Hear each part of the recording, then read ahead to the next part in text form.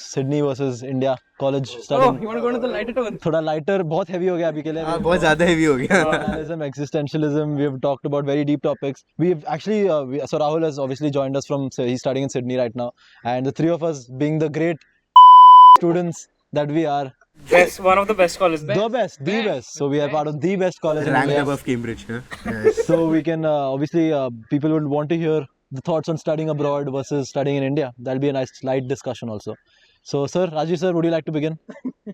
Please talk about why you are part of the greatest college in India, the benefits that you have received, and then Rahul sir will come in. No, ऐसे बोलता नहीं, मैं बिल्कुल ही नहीं बोलूँगा मैं. बोलना ही नहीं है मेरे You को. go first. मैं मेरे क्वेश्चन नहीं बोलूँ मैं. अब बुरा तो बोले यार. चल ठीक है, Rahul. I guess Rahul should start. Since Rahul start, yeah. How has it been studying in Sydney? So if you just see the studying aspect of Sydney, I think Sydney has a lot more very burden-free culture of studying. I think engineering students also just go to college for 3 to 4 hours a day for 3 days a week. Damn. That's it. And most of the studies are research based. They're based on your essays. And for me it is that like that. For me, my 90% of my studies are based on essays. For engineering students or like anyone in MBA, it's more of practical. They give you projects. They give you like real hand experiences. So for them, it's like if they hire you as a CEO, they're looking at your skills. They're looking at what you have done in your past for companies. From where have you started, rather than just seeing this blank because of Harvard from Princeton or something. They don't care about that. They see your experiences. I've met people who have been working from the age of 13. And like they've constantly like started from McDonald's, then this got into a startup, then worked back into like Hungry Jack's or McDonald's again because they were broke. It wasn't a good decision. And then it ended up being somewhere else now. They're doing something completely different now. So basically, in Sydney, you get this concept of earning your own bread from a very early age. You get to know that I'm 13, I'm 14, I'm 15, or like whatever early age you are, you get to know it that whatever the kind of meal you're getting on the table is out of your own hard work. So you respect each and every bite of it. You don't get the position to complain. We all in Mumbai specifically, not even in Mumbai, anyone who is like living with their parents, we don't have as much respect of the meal which our mothers make for us. Like we don't have it unless you have the food you're preparing yourself. Yeah. And secondly, in being in Sydney, of course you feel lonely at times, and that teaches you how to okay, so how the stoicism concept is like. If you boil down stoicism really, the best concept of stoicism is like live life as if your father is dead. Yeah. That becomes so real in your life abroad, because I think you can always keep that mentality by yourself. Oh, I have to think about my fees. I have to think about my work. I have to wake up at 4 in the morning and go to work. I mean, I can't avoid anything by myself. I have to be totally accountable to myself. Right? So I think it makes that absolute soldier mentality if you are not privileged enough. Because I've also met people who have been living with their comparatively privileged relatives who are already in bungalows, living that good life and studying at the same time. But I'm really talking about the people who have came from scratch, who have nothing in Sydney, absolutely new. So you're very accountable of what you do. Every decision counts. Very responsible. Very responsible. Do you think the downsides? Do you think the upside of studying abroad is it outweighs the downsides? Definitely. Definitely does outweigh the downside, because but if I talk about downside, it's very important. If I'm just only talking about the upsides, the downside is you can easily get into bad habits pretty easily. Correct. Because I've seen both sides of people. I've seen people who have earning really low and then still saving 50% of their income and putting into savings. Also seen people who are doing exceptionally good for themselves and also spending it totally on brothels and gambling, drinking, smoking, and so if you're responsible enough for yourself, I think you can easily come over it. But also, same quote I think by Schopenhauer. It's the devil laughs after you've committed this sin, okay?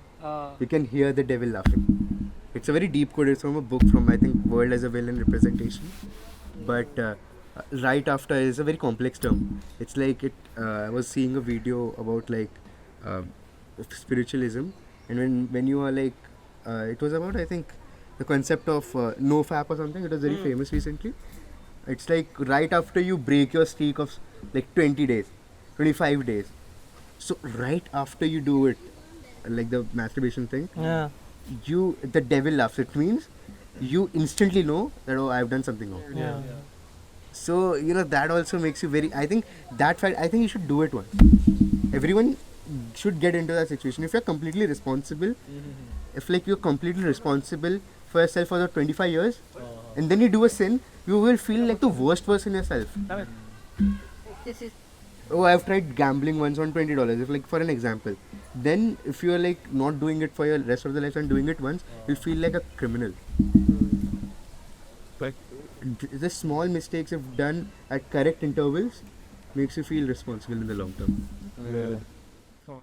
Makes sense, because the three of us keep debating in our podcast. We have spoken about how studying abroad versus studying in India. All three of us eventually want to study abroad, at least like do our masters. Yeah, jo bhi hai, go outside, live abroad, and settle abroad. So we keep debating about the pros and the cons, of staying in India, because staying in India also has its own pros, yaar. ठीक है ना? जितना भी people have gone abroad, or at least I know all my friends who studying in US, UK, Canada, Australia, जहाँ पे भी, eventually you do realize that and bringing it back to the suffering we spoke about, as he said, in the end everyone is suffering equally. I feel us sitting in and sitting in this building or whatever, we are suffering in a It's a certain good building. sorry sir, bro, ours is. I'm sorry. we are sitting in this building, and we have our own suffering. But these people, they might be in a very fancy campus, might be in a very fancy dorm room, but they are suffering in their own way. I think in a way everyone has their own this, but it just depends on the type of person you are and what you want to prioritize, right? Because some people, as he said, can't stay without their family. They need guidance, constant, like they need to be supervision. Udhar jaake get into drugs, get into alcohol, get into this shit. Your life gets screwed over like in one single this, and just shifting abroad might have been a very poor decision for you. But some people obviously come out of it stronger. As he said, stoic mentality. You're by yourself. You're, independent. And definitely, I think everyone should experience that. Living by themselves. So how has it been living by yourself, away from your parents? Not studying, but living by yourself, getting your own shit done. How was that experience? I think for me, when we talk about stoicism with like all of us and like being within our families, it's like actually we're not getting the importance of it. For me, when I've tried, for me it was like it's natural stoicism, right? I'm not practicing it; it's happening with me. So stoicism for me, actually, when I've been like kind of stoic for the last 6-7 months of my life, but for me, I've really found it very burdening. Because being in Mumbai, for an advice, I just have to like I can just go to my father in the evening and get it done, get it sorted.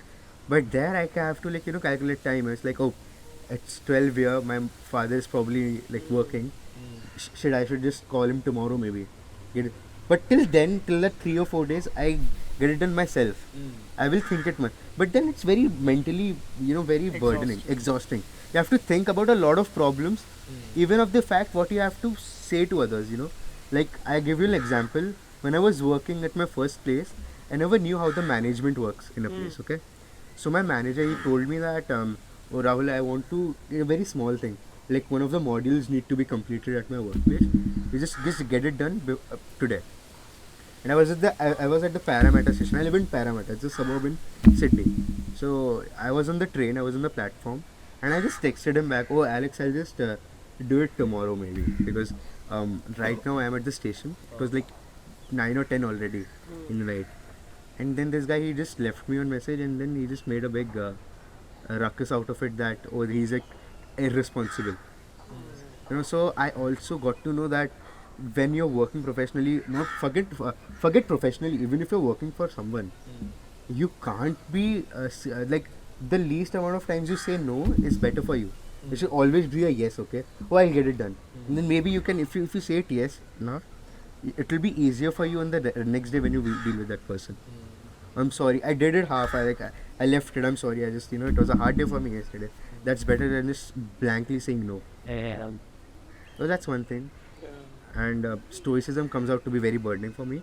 But I think now I've come here after a year, and I've like talked about my conflicts with my parents and everyone dear to me. For me, I think I've gotten stronger emotionally. It's like it's like that oiling when you're like life. If you like see the abroad journey as a cycle, you just if you keep running for a long time, your chain will automatically get rusted. So you need to get oiled once. And how you get oiled is just come back to India, come back to your parents, listen to their opinions, and go back again. So this is like a service center for you. Exactly, it's a big service center, bro. It's like 90% of the problems are solved when I got to eat my mom's food. I was like mentally so satisfied with the food, and I felt like I have like solved all my problems. I think we will maybe right now in our lives we won't get to experience that feeling that you have. But yeah, it's crazy. Yeah. Because we keep debating about how character shaping it would be for us to stay by ourselves. Forget living abroad, but just staying by ourselves also in a way, I feel, right? As he said, we'll be so much more expense. We'll be accountable of what we are where we are spending our money. Every single place outing that we are going, we'll think twice because यार ठीक है इतना खर्चा हो रहा है but इतना कमाना पड़ेगा. So we're constantly doing such things. अभी तो यार बाप का पैसा उड़ा रहे हैं हम लोग यहाँ चलो यहाँ. Constantly इतनी calculation चलती रहती है मेरे अंदर कि like यार अगर मैंने आज ये बर्गर खा लिया तो कल शायद रेंट ना दूँ. Which is crazy. और यही ब्यूटी है. That is the beauty. हाँ, that is the beauty of it कि यार shit आज मैं बर्गर नहीं खाऊंगा. अगर कोई बात नहीं अगले वेडनेसडे पैसे आ जाएंगे मैं कुछ और अच्छा खा लूँगा. मैं कुछ आज यार शूज़ लेने का बहुत मन कर रहा है. कोई बात नहीं नेक्स्ट वीक ले लूँगा. बट ऐसे कर करके आप खुद को you burden yourself a lot more. But it's very necessary actually. I hadn't learned it, but very necessary to gift yourself. Very necessary to take care of yourself, mentally. Give yourself mental boosts all the time. Like even treating yourself with like a very small thing. I wanted for a very long time when I was in Sydney, I wanted a pair of construction boots. Those are like really manly. They are like really sturdy. They have those metal caps on the front. You look like you are in army when you wear them. I wanted that for a time. And they were like mediocrely expensive. They're like $70-80. But I was just being like, oh, I'll buy it next week.